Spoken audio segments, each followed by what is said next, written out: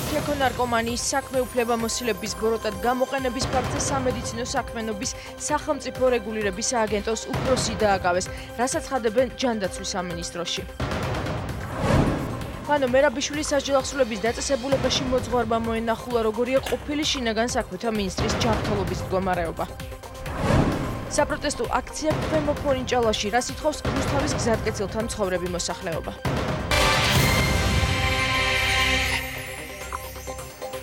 კიდევ ერთხელ მოგესალმებით, მოამბეს 15 საათზე მარიამ ვაშაძე წარმოგიდგენთ. საათთიაქო ნარკომანიის საქმე მიმდინარე გამოძიების ფარგლებში სუსმა სამსახურებრივი უფლებამოსილების ბოროტად გამოყენების ფაქტზე სამედიცინო საქმიანობის სახელმწიფო რეგულირების სააგენტოს უფროსი გიათვალავაძე დააკავა. ასევე ბრალდებული სახით დაკავებული არიან უკანონო სამეწარმეო საქმიანობაში ჩართული საქართველოს მოქალაქეები.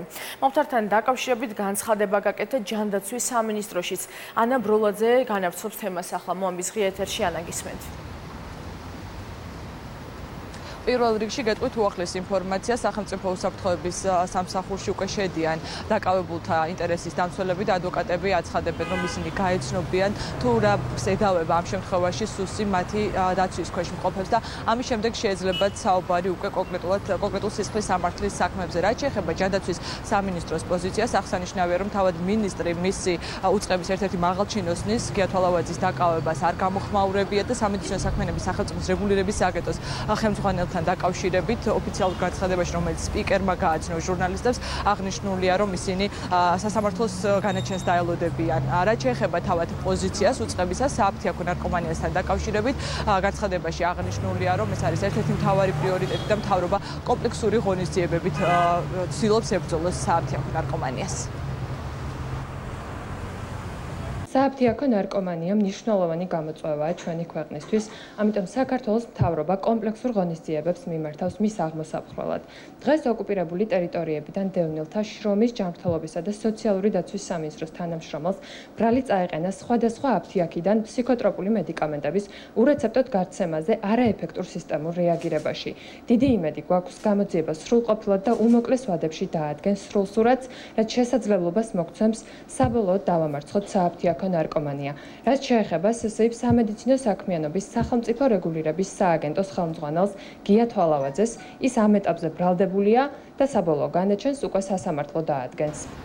სამედიცინო საქმიანობის სახელმწიფო რეგულირების სააგენტოს ხელმძღვანელის გიათვალავაძის გარდა სახელმწიფო უსაფრთხოების სამსახურის ანტიკორუფციულმა სააგენტომ კიდევ 5 პირი დააკავა, ხოლო ბრალი წარუდგინა დამატებით 14 პირს. ჯამში 19-ვე მათგანს სახელმწიფო ედავება უკანონო სამეწარმეო საქმიანობას, ხოლო ჯანდაცვის სამინისტროს შესაბამის სამსახურის ხელმძღვანელს ედავება სამსახურებრივი უფლებამოსილების ბოროტად გამოყენებას და სუსში დღეს საგანგებო ბრიფინგზე აღნიშნეს, რომ ჯამურად უკანონო სამეწარმეო საქმიანობის და ფსიქოტროპული საშუალებების ურეცეპტო რეალიზაციის შედეგად მიღებულმა შემოსავალმა შეადგინა 4 მილიონ ლარზე მეტი. გამოძიებამ დაადგინა, რომ თბილისსა და გორში მდებარე 15 საათთიაქო დაწესებულებაში უკონტროლოდ ხორციელდებოდა ფსიქოტროპული საშუალებების რეალიზაცია. აღნიშნული აფთიაქების დირექტორები და ფაქტობრივი მფლობელები მატერიალური სარგებლის მიღების მიზნით უკანონოდ ახორციელებდნენ სამეწარმეო საქმიანობას. კერძოდ, უნებართვოდ და სანებართვო პირობების უხეში დარღვევით შესაბამისი რეცეპტის გარეშე ახდენდნენ ფსიქოტროპული და სპეციალურ კონტროლს დაქვემდებარებული მედიკამენტების რეალიზაციას, რითაც დიდი ოდენობით შემოსავალს იღებდნენ. თავის მხრივ, სამედიცინო საქმიანობის სახელმწიფო რეგულირების სააგენტოს ხელმძღვანელი გიათვალავაძე ბოროტად იყენებდა თავის სამსახურებრივ უფლებამოსილებას, არ ახდენდა შესაბამის რეაგირებას ცხელ ხაზზე შესულ შეტყობინებებზე, რომელიც შეეხებოდა აღნიშნული აფთიაქების მიერ სხვადასხვა დასახელების ფსიქოტროპული და სპეციალურ კონტროლს დაქვემდებარებული მედიკამენტების რეცეპტის გარეშე რეალიზაციას, რამაც სახელმწიფოს კანონიერი ინტერესის არსებითი დარღვევა გამოიწვია. როგორც განცხადებიდანაც მოისმინეთ, ჯამში საუბარია 15 აფთიაქზე, რომელიც თბილისსა და გორში არის განთავსებული, 5 პირი, რომელიც დააკავა სახელმწიფო უსაფრთხოების სამსახურმა, მათი მფლობელობაში არსებული 5-ვე აფთიაქი დედაქალაქშია განთავსებული. ჩვენ დღეს გადავიღეთ რამდენიმე მათგანი, 5-ვე აფთიაქი არის დაკეტილი, ბუნებრივია და როგორც აღნიშნე, 15-ვე აფთიაქი, რომელზეც დღეს არის საუბარი, არის იმ აფთიაქების ნუსხაში, რომლებზეც გასულ თვეებში საუბრობდა ჯერ კიდევ სახელმწიფო უსაფრთხოების სამსახური, რომ მათ წინააღმდეგ იყო დაწყებული ძიება. პროფესორი გეწყვი დაკეტილი არა. დილით რომ მოხვედით უკვე აფთიაქი დაგედილი. დაგედილი იყო აფთიაქი კი. ვერაფერს ვერ გეტყვით რა. თუ გაქვთ ინფორმაცია მე პატრონესთან დაკავშირებით დაკავებულია როგორ? არ ვიცი ვერ გეტყვით რა, იმიტომ რომ ურთიერთობებს და არ გვაქვს რა, ვერ გეტყვით რა. მე ესე ვიცი რომ რეცეპტებით ხდებოდა რა საფლობეთ ინფორმაციას არ აფლობ. როგორც ესეთი რეცეპტებით მხოლოდ რა. მეტი არ ვიცი მართლა არ ვიცი კინცვლები. სამედიცინო საქმიანობის სახელმწიფო რეგულირების სააგენტოს გია თვალავაძე 2012 წლიდან ხელმძღვანელობდა. აღსანიშნავია, რომ მას ერთ-ერთი მოადგილე დავით მაჭარაშვილი, რომელიც ხელმძღვანელობდა ფარმაცევტული საქმიანობის დეპარტამენტს, ის დააკავეს გასული წლის 6 მარტს ორ კომპანიასთან ერთად, რომელიც კურირებდა ასე ვთქვათ ფსიქოტროპული ნივთიერების იმპორტს საქართველოში და ახლა მოადგილის მსგავსად უკვე თავად სააგენტოს ხელმძღვანელსაც მოუწევს სასამართლოს წინაშე წარდგომა ახალი ბრალდებით. გმადლობთ ანა, ეს ანა ბროლაძე იყო. ანუ მერაბიშვილი პენდენციურ დაწესებულებაში მისმა მოძღვარმა მოინახულა. ახალქალაქის და გომურდოს მიტროპოლიტი ნიკოლოზი აცხადებს, რომ ყოფილ შინაგან საქმეთა მინისტრს ექიმებმა სწორი დიაგნოზი ვერ დაუსვეს. მისი თქმით, ამაზე თავად მერაბიშვილი საუბრობს. სასულიერო პირის განცხადებით ერთვიანმა მკურნალობამ შედეგი ვერ გამოიღო. თეუნა ხუბულავა ჩაგვერთობა თემის დეტალებით. ახლა პირდაპირ ეთერში თეუნა გისმენთ.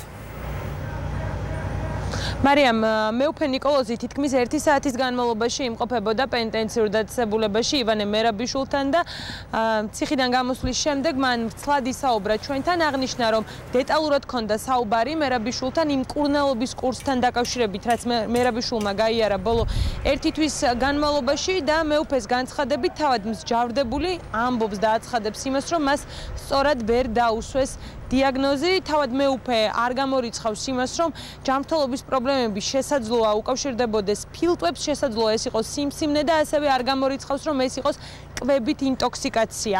ის აცხადებს, რომ ის დიაგნოზი, რომელზეც საუბრობს სპეციალური პენტენციური სამსახური, არ არის სწორი და ამ 1 თვის განმავლობაში ვერ მოხერხდა სწორად ამ დიაგნოზის დასმა. აქედან გამომდინარე, მეუფე და მსჯავრდებულის მოძღვარი საუბრობს იმაზე, რომ საჭიროა რომ მოხდეს უცხოელი ექიმების ჩართვა მის მკურნალობაში და ასევე ჯანმრთელობის მდგომარეობის სიმძიმიდან გამომდინარე მერაბიშვილის ვადამდე გათავისუფლება.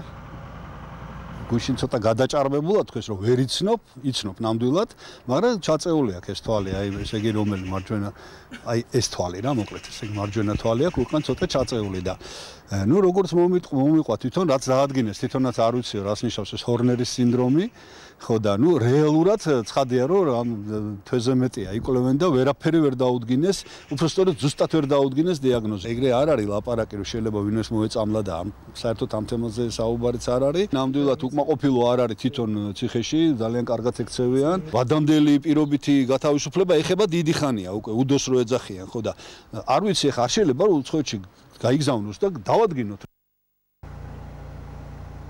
მას შემდეგ რაც ვანო მერაბიშვილის ადვოკატებმა განაცხადეს იმასთან დაკავშირებით, რომ მერაბიშვილს 1 თვის განმავლობაში ჩატარებული მკურნალობების შედეგად სწორად ვერ დაუდგინეს დიაგნოზი, ამის შემდეგ გაკეთდა არაერთი პოლიტიკური განცხადება, გაერთიანებული ოპოზიცია ძალაერთობაშია მიმართავს როგორც საქართველოს პრეზიდენტს, ასევე საქართველოს იუსტიციის მინისტრს. ისინი ამბობენ, რომ სწორედ იუსტიციის მინისტრის პასუხისმგებლობის საკითხი არის ახლა სწორედ დადგინდეს თუ რა დიაგნოზი აქვს ვანო მერაბიშვილს, როგორც ისინი თავად ამბობენ და ისინი აცხადებენ, რომ დაუყოვნებლივ მერაბიშვილის გადაყვანა უნდა მოხდეს სამედიცინო დაწესებულებაში პენტენციური დაწესებულებიდან, რაც შეეხება პრეზიდენტს ისინი მიმართავენ და სთხოვენ, რომ მოხდეს ვანო მერაბიშვილის შეწყალება ჯანმრთელობის მდგომარეობიდან გამომდინარე.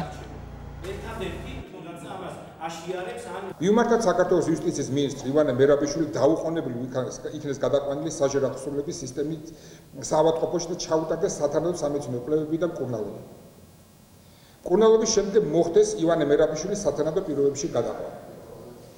იუსტიციის სამინისტრომ დაუყოვნებლივ დაიწყოს ივანე მერაბიშვილის ვადამდელი პირობითი გათავისუფლების საკითხის განხილვა.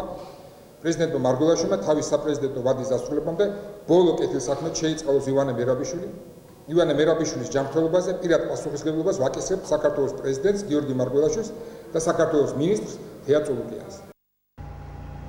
ჩვენ ეგრეთ წოდებულ მატროსოვის ციხესთან ამ დრომდე ველოდებით ვანო მერაბიშვილის ადვოკატის მოსვლას, რომელიც შევა პენტენციურ დაწესებულებაში და უფრო დეტალურად გვექნება ამის შემდეგ მასთან გასაუბრების შესაძლებლობა. შეგახსენებთ, რომ ადვოკატების ინფორმაციით ერთი თვის განმავლობაში მერაბიშვილს ჩაუტარდა არაერთი კვლევა, თუმცა ამ დრომდე ვერ დადგინდა ზუსტად მისი დიაგნოზი.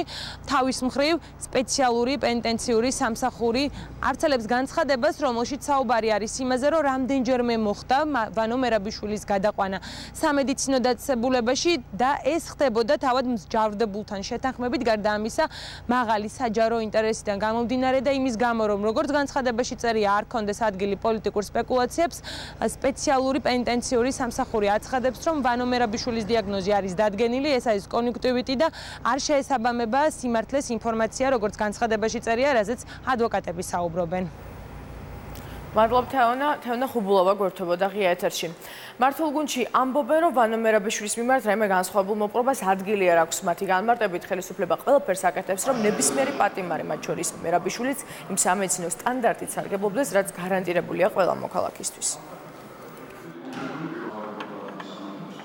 იმ კონკრეტულ დაწესებულებაში სწორედ ბატონ ვანო მერაბიშვილთან შეთანხმებით მოხდა მისი მკურნალობა და ის იღებს ისეთ სერვისს, რომელიც სერვისიც გათვალისწინებული არის ყველა მსჯავრდებულისთვის. ანუ აქ ადგილი არ აქვს რაიმე განსხვავებულ მოპყრობას და თუ მათ დამატებით გამოკვლევების ჩატარება უნდა თუ გულისხმობ ადვოკატებს მხარეს მთლიანად, რა თქმა უნდა მათ ამისი უფლება აქვთ, მაგრამ სახელმწიფო ყველაფერს აკეთებს იმისთვის, რომ თითეული მსჯავრდებულის უფლებები იქნას დაცული, ვინც არ უნდა იყოს ის. Ზუსტად ვიცი, რომ ყველანაირ სამედიცინო შემოწმებას და მკურნალობას გადის, ზუსტად ვიცი, რომ ამდენჯერმე იყო საავადმყოფოში გადაყვანილი შესაბამის კლინიკებში და იღებს იმ სტანდარტის მსურველობას, რა სტანდარტის მსურველობაც უნდა მიიღოს საქართველოში ნებისმიერმა მსჯავრდებულმა პირმა. პროკურატურის შესახებ კანონპროექტი დღეს ბიუროს ხდომაზე გადის. დოკუმენტი გულისხმობს პროკურატურის სისტემის რეფორმირებას. კანონპროექტში საკმაოდ ბევრი ცვლილებაა გათვალისწინებული, რომელიც უწყებაში უნდა განხორციელდეს. ქეთი ქაშაკაშვილი ჩაგვერთვება დეტალებით ახლა პირდაპირ ეთერში. ქეთი გისმენთ.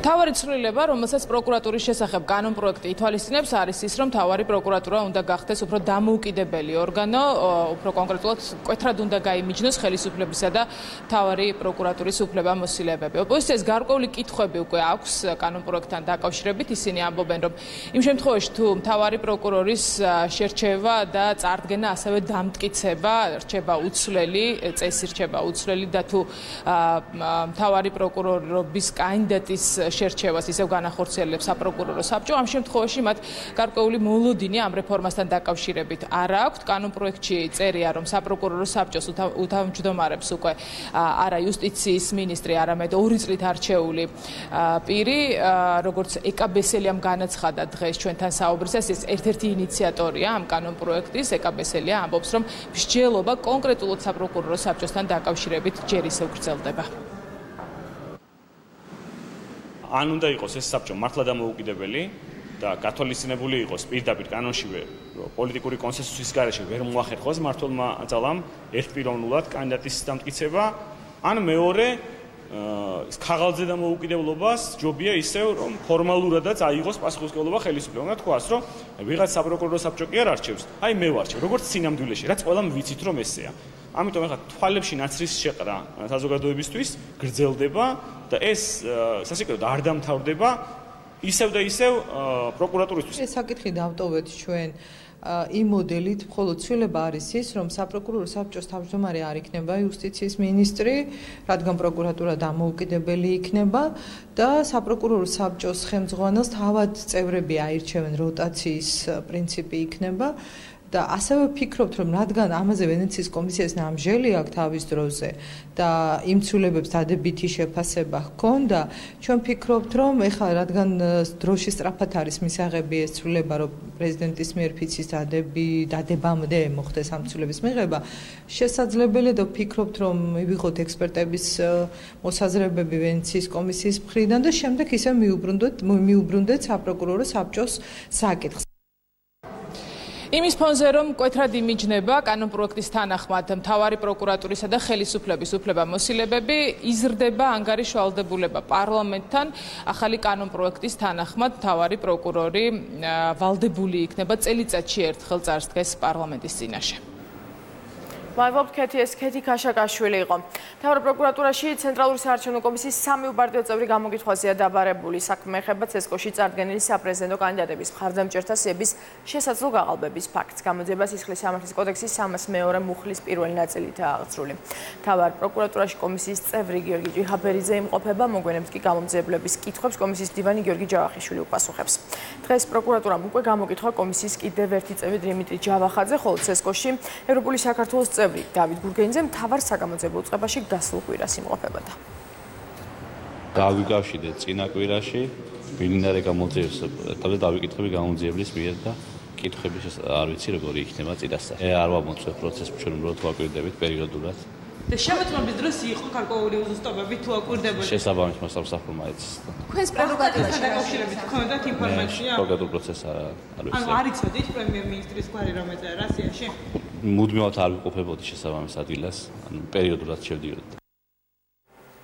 აგრარული კომიტეტის ხდომაზე სოფლის მეურნეობისა და გარემოს დაცვის მინისტრის მოადგილემ ანგარიში წარადგინა. სამინისტროს ინფორმაციით 2018 წლის სტრატეგიამ და სამოქმედო გეგმამ აზიური ფაროსანის წინააღმდეგ მნიშვნელოვნად შეამცირა აზიური ფაროსანა. მინისტრის მოადგილის გამარტებით კარგი შედეგი აქვთ იმ ფერმერებს, რომლებმაც გაატარეს აგროტექნიკური ღონისძიებები, რომელიც სამინისტროს მიერ იყო რეკომენდირებული. რაც შეეხება ოპოზიციას, მათი განცხადებით ვითარება ფაროსანას კუთხით ბევრად უკეთესია ვიდრე წინა წელს, თუმცა პრობლემები ისევ არსებობს. გაცილებით უფრო დიდი მასშტაბური სამუშაოებია ჩატარებული შარშანდელთან შედარებით. ეს თავისთავად ხარჯვით ნაწილსაც აისახება ბიუჯეტის ხარჯვით ნაწილსაც ბევრად მეტი თანხებია დახარჯული ამ მიმართულებით, ვიდრე შარშან გათვალისწინებულია მინდა გითხრათ ის შეცდომები, რაც შარშან დაშვებული იქნა, მაგრამ მთავარი არის აქ ის თუ რას გრძნობს ჩვენი მოსახლეობა და თვითონ პრეზენტატორმაც აღნიშნა, რომ ფაროსანასთან ბრძოლა არ არის ის ბრძოლა, რომელიც შეიძლება ერთი ხელის მოსმით მორჩეს. ანუ პრობლემები თავისთავად ჯერ კიდევ არსებობს, ჯერ კიდევ ამას ჩვენი მოსახლეობა საკუთარ ჯიბეებზე გრძნობს. არ შეიძლება მცენარეთა დაცვის საშუალებები აზიანებდეს მცენარეს. ეს არის მოგონილი და შეთხზული მითი. დღეს წარმოდგენილი იყო დარბაზში ის მცენარეები, რომელზედაც იყო საუბარი და ყველამ ნათლად დაინახა, რომ მცენარეები დაზიანებული არა წამლობის, არამედ შეუწამლობის შედეგად, როდესაც თითოეულმა ფერმერმა არ გაატარა მასზე დაკისრებული ღონისძიებები, არ მოუარა სხვადასხვა სოკოვან დაავადებებს, არ იბრძოლა ნაცრის წინააღმდეგ და სამწუხაროდ მიიღეს უარყოფითი შედეგები. შედარებადი არ არის ის მასშტაბი და მოცემულობა, რაც დღეს გვაქვს შარშანდელთან შედარებით. რა თქმა უნდა, გაცილებით უკეთესი მდგომარეობა. მე ვიტყოდი, რომ სხვა დაავადებების და სხვა პრობლემების ფონზე, რა თქმა უნდა, ჯერ კიდევ გამოწვევად რჩება, თუმცა საერთო ჯამში ვიტყოდი, რომ ფაროსანას წინააღმდეგ ბრძოლის შტაბი აბსოლუტურად მზადყოფნაშია, მათ ძალიან დიდი მასშტაბებია 625,000-ზე მეტი ჰექტარია დამუშავებული, რაც წარმოუდგენელი რაოდენობა, ეს არის დაახლოებით 6-ჯერ მეტი ვიდრე შარშან იყო. საპროტესტო აქცია ქვემო ფონიჭალაში ერუსთავის გზატკეცილთან მცხოვრები მოსახლეობა გზის მშენებლობა საპროტესტებს, რის გამოც მათ მძიმე ტექნიკას საავტომობილო გზაც გადაუკეტეს. მათი თქმით, ბინები ავარიულ მდგომარეობაშია და მშენებლობა საცხოვრებელ სახლებს საფრთხეს უქმნის. რუსუდან ლოლოძე ჩაგურთვება ბოლო ინფორმაციით. დიახ, უკვე 3 საათზე მეტია პარალიზებულია რუსთავ-თბილისის ავტომაგისტრალზე სამშენებლო სამუშაოები. აქ ადგილობრივ მოსახლეობას გადაკეტილი აქვს სამშენებლო ტერიტორიაზე შესასვლელი გზა და კომპანიის თანამშრომლებს და მძიმე ტექნიკას გადაადგილების საშუალებას არ აძლევენ. აქ არის მობილიზებული პოლიციაც, მათ რამდენჯერმე სცადეს გზის გახსნა, თუმცა ამას მოჰყვა დაპირისპირება მოსახლეობასა და საპატრულო პოლიციას შორის. ადგილობრივებმა სამართალდამცავებს გზის გახსნის საშუალება არ მისცეს. ჩვენად გვეხებით ხელით, ტელევიზია რო არ მოსულიყო ხელით მეხებოდი, ხო? რატო მეხებოდი ხელით? ვიდა თქვენ, მოვიდა ტელევიზია და გაჩერდით. დადეგით აბა ხალხო სუხველა. სუხველა. გიდა მოკლენ, აადგით ადგილდა. უსახკარო დაჩენას ახით გეჯობია. უსახკარო დაგვტოვებენ, ეს დავრობა დაგვწევს უსახკარო. ბრძოლობ იმისთვის, რომ ეს ბინა თავზე არ დამენკრეს. ძალიან ახლო ტერიტორიულად ვარ, 14 მეტრაშია ჩემი ბინი და მტკვრის სანაპირო. ეს მშენებლობა ძალიან დიდ საფრთხეს უქმნის. იმიტომ რომ კორპუსი არის ავარიული ძალიან ცუდ მდგომარეობაში. აი ზემოთ სინკარი არის ჩამონგრეული უკვე ერთ-ერთ მაცხოვრებელთან. დაგვაკმაყოფილონ გასახლება, რა თქმა უნდა, ან ფართი მოგცენ, ან აგვინაზღაურონ იმ შესაბამისი რაც არის გენაცვალე. ესე როგორ შეიძლება თქვენი თავიანთ საქმე გააკეთონ და ჩვენ დაგხოცოთ.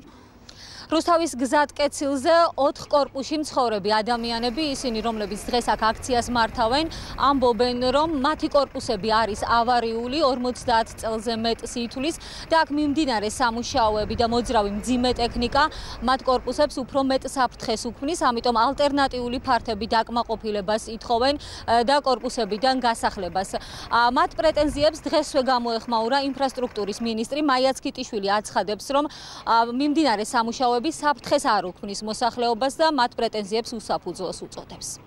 გვაქვს შესწავლილი სახლების მდგომარეობაც, ისე როგორც მიმდინარე სამუშაოების არეალი და ნამდვილად შემიძლია დაგიდასტუროთ, რომ არანაირად მიმდინარე სამუშაოები საფრთხეს არ უქმნის ამ მოსახლეობას.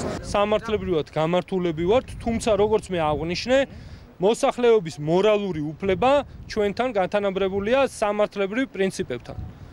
ასე რომ მე ვერ წარმომიდგენია პირადად რომ ამ კორპუსებთან ჩვენ მივიდეთ ეს აქცია ელემენტარულად შეიძლება უფრო მარტივად გაიმართოს ამ ეტაპზე ეს პროტესტი ჩვენთვისაც არის მიუღებელი იმიტომ რომ ჩვენ გვაქვს ჩვენი ვალდებულებები სახელმწიფოს აქვს ნაკისრი ვალდებულებები სამუშაოები როგორც გითხარით ამ დრომდე პარალიზებული აქციის მონაწილეები სამშენებლო ტერიტორიაზე ამ დრომდე რჩებიან რუსთა ლოლაძე საუბრობდა მოამბის ეთერში. ფიზიკურ პირებზე სესხების გაცემის ახალი რეგულაციები ამოქმედება ამის შესახებ ეროვნული ბანკის პრეზიდენტმა განაცხადა. მაგალითად, დაწესდება სესხის მომსახურების და უზრუნველყოფის მაქსიმალური კოეფიციენტები. ბანკებისთვის რეგულაციები 1 ნოემბრიდან, სესხის გამცემი სხვა ორგანიზაციებისთვის კი 2019 წლის 1 იანვრიდან ამოქმედება. მიკობა გვენიტაძე მლარის კურსთან დაკავშირებითაც ისაუბრა და აღნიშნა, რომ ბოლო დროინდელი მერყეობა ძირითადად საგარეო ფაქტორებს უკავშირდება. აღნიშნული რეგულაციის მიხედვით ფინანსურმა ინსტიტუტებმა სესხები კლიენტის გადახდისუნარიანობის შესწავლის საფუძველზე უნდა გასცენ. გარდა ამისა, სესხის მომსახურებისა და უზრუნველყოფის კოეფიციენტები არ უნდა აჭარბებდეს ეროვნული ბანკის მიერ დადგენილ მაქსიმალურ ნორმებს. აღნიშნული ნორმები განსხვავებული იქნება ადგილობრივი და უცხოური ვალუტის სესხებისათვის. ჩვენი მიზანი არ არის ვინმეს გაურთულოს სესხის აღება. რეგულატორის მიზანი არის, რომ სესხმა სესხებლის ფინანსური სიტუაცია არ გააუარესოს. ბათუმში პრეზიდენტობის კანდიდატი სალომე ზურაბიშვილის მოსახლეობასთან შეხვედრის დროს მცირე ინციდენტი მოხდა სიტყვით გამოსვლისას დარბაზიდან ერთ-ერთმა მოქალაქემ ზურაბიშვილს შეძახილებით მიმართა.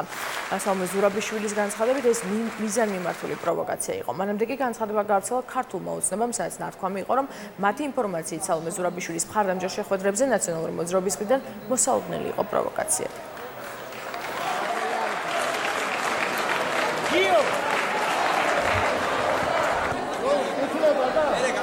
დღეს ბათუმში გამაფრთხილეს, რომ თურმე აქ იქნება რაღაცა პროვოკაციები, ვიღაცები მოვლენ და რაღაცებს დაიწყებენ.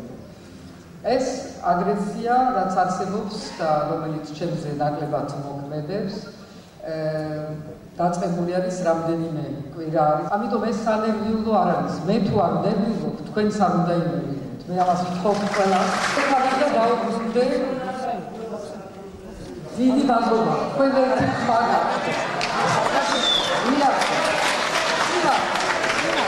რატომ თქვენ ეს გამედეთ ხარ?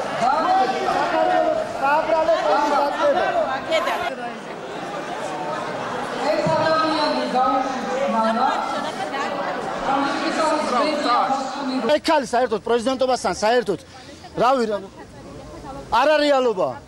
ოპოზიციას წარმოადგენ. არაფერს არ წარმოადგენ, მე ვარ უბრალო მოქალაქე. ძალიან საცუდავი სურათის მომსწრენი გახდით ერთი ადამიანი წამოხდა და არაადეკვატური შეძახილების გამო დარბაზმა გააძევა და მიმედოვნებ რომ მომავალში ასეთი არ განმეორდეს. ეს იყო ერთი ხმა, თქვენ ნახეთ რომ დარბაზში იყო ერთსულოვნება, ქალბატონ სალომეს ბევრი მხარდამჭერი ყავს და გასაგებია რომ ჩვენთან არის თავისუფალი ქვეყანა. იტალიაში მცხოვრებ ქართველებს შეხვდა ევროპული საქართველოს პრეზიდენტობის კანდიდატი დავით ბაქრაძე რომში ჩავიდა და ადგილზე გაეძნა საზღვარგარეთ წასული ადამიანების მდგომარეობას. ბაქრაძის განცხადებით ემიგრანტები საქართველოდან უმუშევრობის და გაჭირვების გამო წავიდნენ და ოჯახებს უცხოეთიდან გამოგზავნილი თანხებით არჩენენ, თუმცა მათი თქმით უცხოეთში თითქმის შეუძლებელია ლეგალურად სამსახურის შოვნა, არ აქვს სამედიცინო დაზღვევა და სხვა სოციალური სერვისები. დავით ბაქრაძე რომში მცხოვრებ ქართველ ემიგრანტებთან ერთად წირვასაც დაესწრო. ეს არის პრობლემა ამაშია და ვისაუბრეთ კონკრეტულ ინიციატივებზეც, ვისაუბრეთ რა თქმა უნდა ლეგალური სტატუსის და კანონიერად დასაქმების პერსპექტივაზე, რაც არის იმის შანსი და ქმნის იმის შანსს, რომ ათასობით ადამიანს უცხოეთში დღეს უკვე მყოფ ადამიანს გაუმჯობესდეს სამუშაო პირობები. ლეიბორისტული პარტიის პრეზიდენტობის კანდიდატი შალვა ნათელაშვილი აცხადებს, რომ მისი პრეზიდენტობის შემთხვევაში ირანთან სავიზო რეჟიმი ამოქმედება. მის შესახებ ნათელაშვილმა სამი საარაგველის მემორიალთან გამართულ ბრიფინგზე ისაუბრა. პრეზიდენტობის კანდიდატის განცხადებით, ბიძინა ივანიშვილმა და საქართველოს მთავრობამ კარი გაუხსნეს ირანიდან წამოსულ მიგრანტებს, რაც საფრთხეს წარმოადგენს ქვეყნისთვის. ოპოზიციური გაერთიანება ძალაერთობაში აუდიტის სამსახურს მიმართავს. გაერთიანების ერთ-ერთი ლიდერის გიორგი ვაშაძის თქმით, წინასაარჩევნოდ სოციალურ ქსელში ყალბიპირადი გვერდებით ეგრეთ წოდებული ფეიქ ნიუსები ვრცელდება. ვაშაძე გაყალბებული ინფორმაციის გავრცელებაში ხელისუფლებას ადანაშაულებს, რადგან მისი თქმით, ამ ინფორმაციას ყველაზე ხშირად თანამდებობის პირები აზიარებენ. ოპოზიციური გაერთიანება მიმართავს აუდიტის სამსახურს, აწარმოონ წინასაარჩევნო პროცესში ყველა დანახარჯის მონიტორინგი, რადგან ვაშაძის თქმით, სწორედ ამ თანხებით ხდება გაყალბებული ინფორმაციის გარეკლამება. გაერთიანება გეგმავს საკითხზე ინფორმაცია მიეწოდეს საქართველოში როგორც ადგილობრივ, ისე საერთაშორისო ორგანიზაციებს.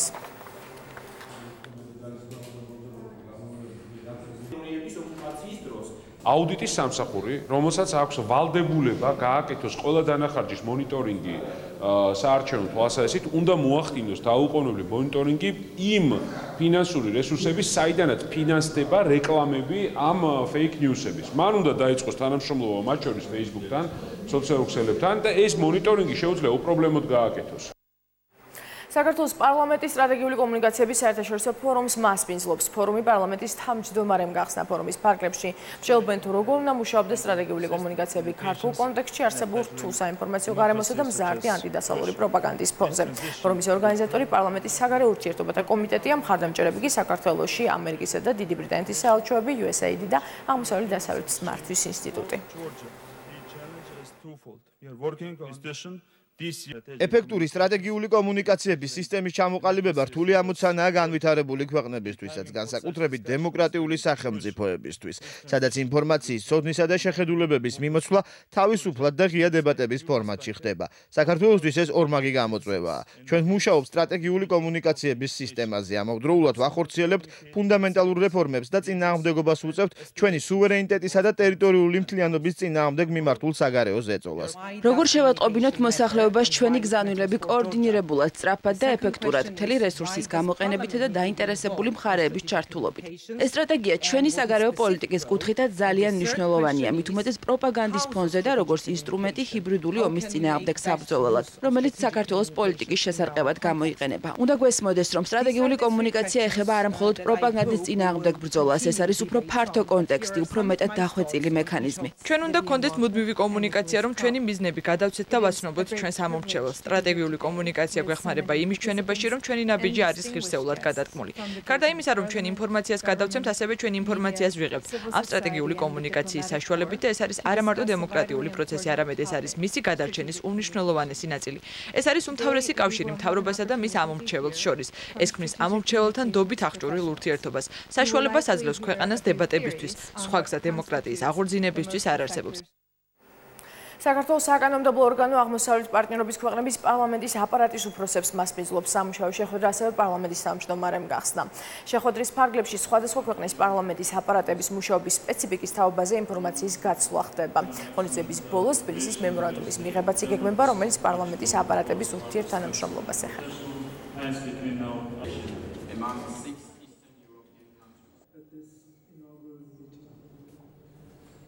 მოძრაობამ ძალაერთობაშია და ნაციონალურმა მოძრაობამ ტელეკომპანია იბერიის მხარდამჭერი აქცია მთავარ პროკურატურასთან გამართეს. აქციის მონაწილეები პროკურატურას უმოქმედობაში ადანაშაულებენ და საქმის დროულ გამოძიებას თხოვენ.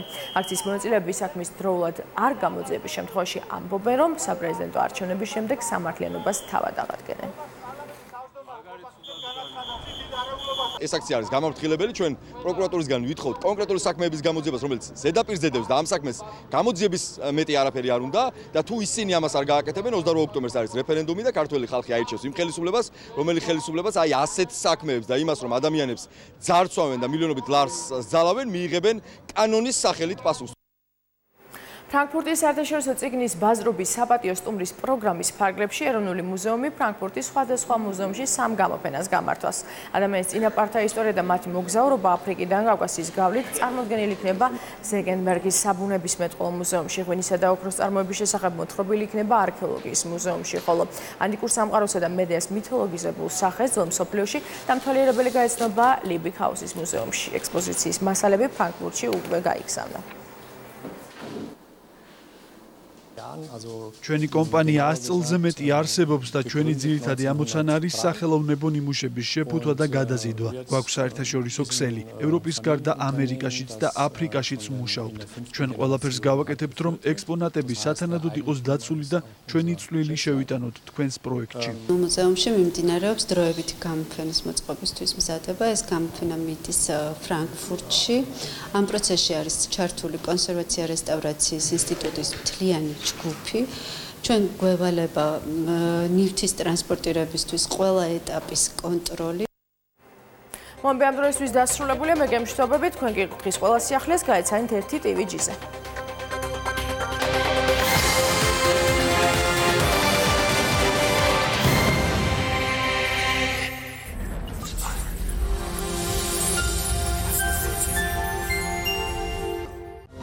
მე ვარ გიორგი წვითავა, ეს ახალი კვირაა.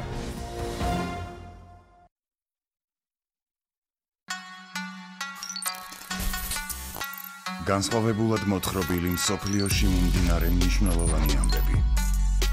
ის, რაც ზედაპირზე არ ჩანს. გლობალური მოვლენების სიღრმისეული